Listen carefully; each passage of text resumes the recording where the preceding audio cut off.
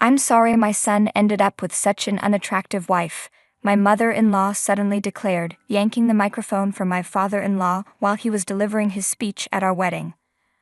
"I'll make sure to train her properly from now on. At the very least, she should become a better wife on the inside," she added, her voice smug. A heavy silence settled over the room. I sat there frozen, my mind reeling. I turned toward my husband, expecting shock or outrage, but he was smirking. My hands trembled, my thoughts scattered, and just as the weight of humiliation crashed down on me, a loud noise echoed through the venue. An older gentleman had risen from his seat. "Is that all you had to say?" His voice was firm, commanding the attention of every guest.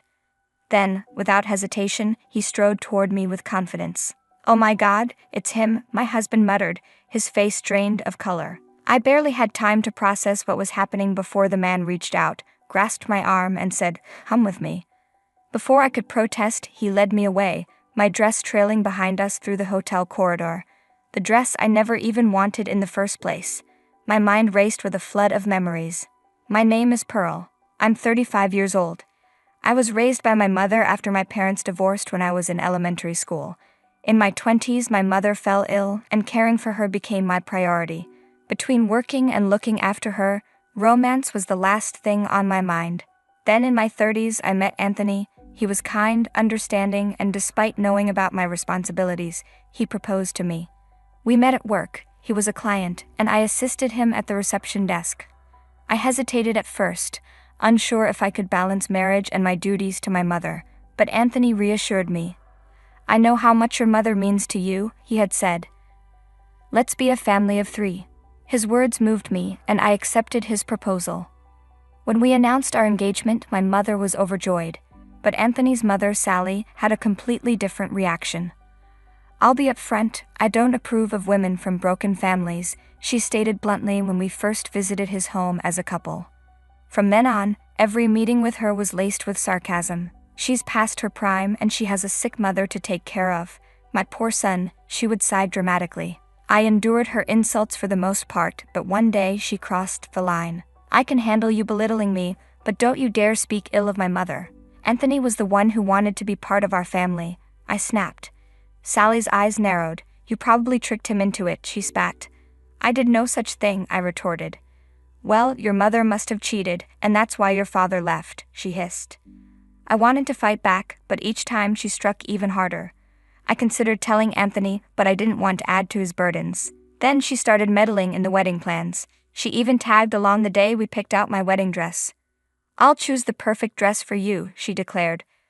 "Mom has great taste. She'll pick something nice," Anthony chimed in. "You're okay with that, right?" I forced a polite smile. "I appreciate the gesture, but I want to choose my own dress." "But I made time just for you." "I'm so disappointed," she pouted. "Hey, don't upset Mom," Anthony scolded me. She played the victim so well, and he always took her side. But on this, I stood firm. "I'm sorry, but I'll be picking my own dress. It's my wedding, and I want to wear something I love." Reluctantly, she backed off, but I could tell she wouldn't forget this.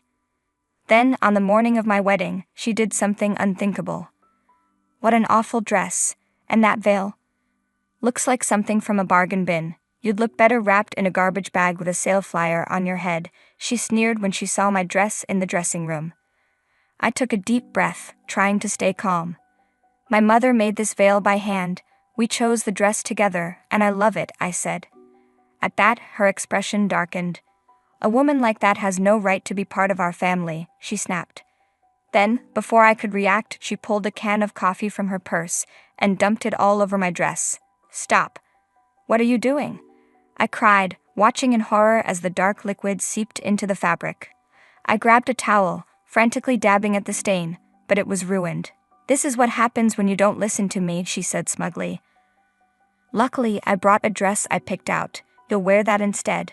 She turned and left. She had planned this. She had carried that can of coffee with the intention of ruining my dress. I was shaking with anger.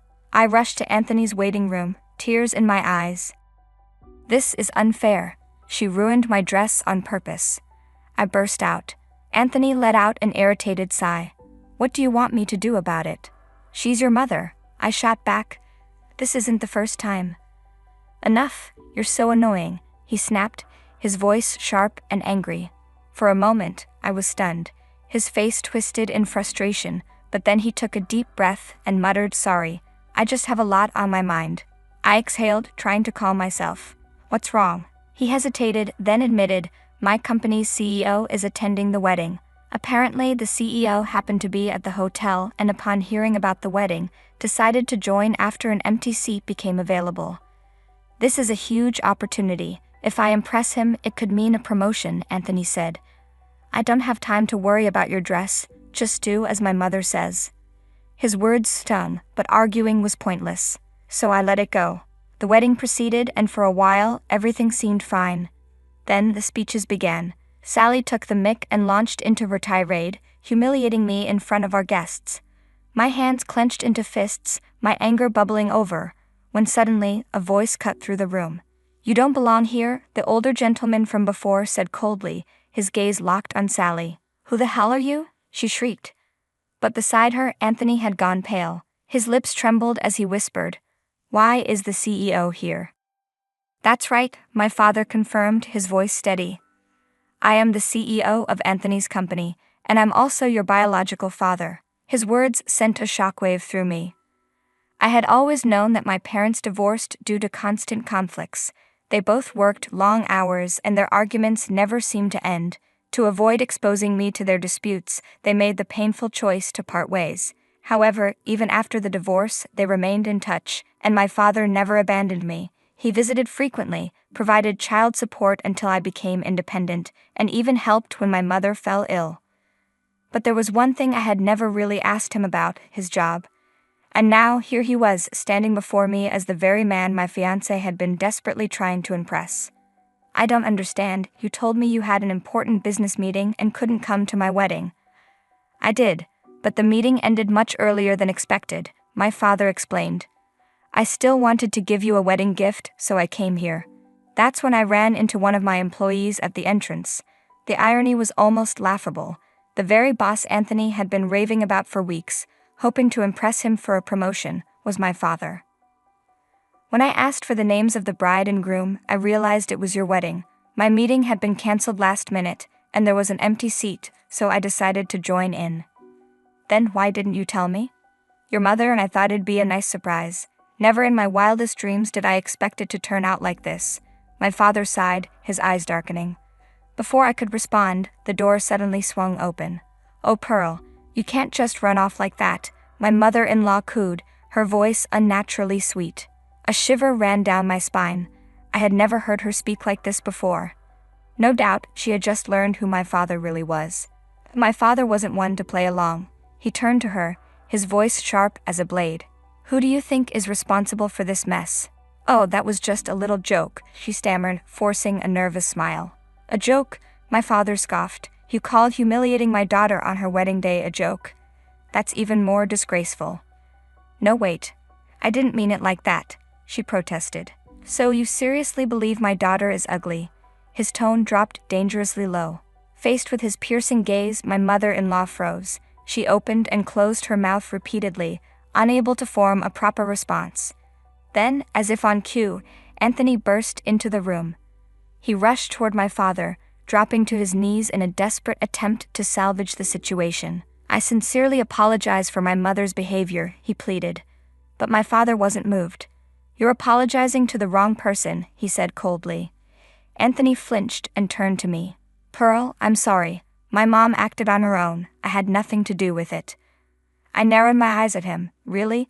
Then why didn't you stop her when she was insulting me?" I was shocked. I didn't know what to do. But my dad tried to stop her. "Oh, because from where I was standing, you looked awfully amused." "That's just your imagination," he snapped. "Look, the real problem here is my mom." Just then his mother shrieked, "Anthony, you're throwing your own mother under the bus? Didn't we agree to discipline this rude wife together?" His face twisted in panic. "Mom, shut up. You said we should put her in her place, that she needed to learn her role in our family." Anthony shot forward, desperately covering her mouth to silence her. But the damage was already done. My father shook his head. "Anthony, would you care to explain what she means by that?" Anthony trembled. He looked like a cornered rat, Finally, he spoke. My mom said that if Pearl couldn't even obey something as simple as choosing the dress we picked, she'd be a defiant wife, and I agreed. I crossed my arms. And what's wrong with choosing my own wedding dress? A wife should listen to her mother-in-law. If you couldn't even do that, how could I expect you to obey your husband? He blurted out. The room fell into stunned silence. Then he said it, the truth he had been hiding all along. If I can't control my wife, what's the point of marrying an old hag anyway? The words burned like acid.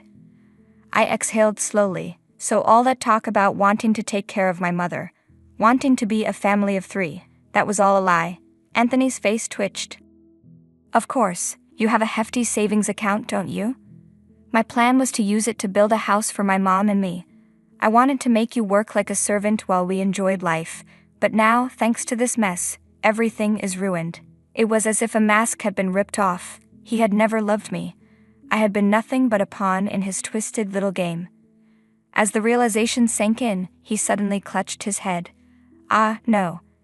That's not what I meant. I stepped forward. It's over, Anthony. You don't want a wife. You want a maid. And I refuse to be treated like that. His eyes darted around frantically. But our wedding? The guests? What will they think? I remained firm.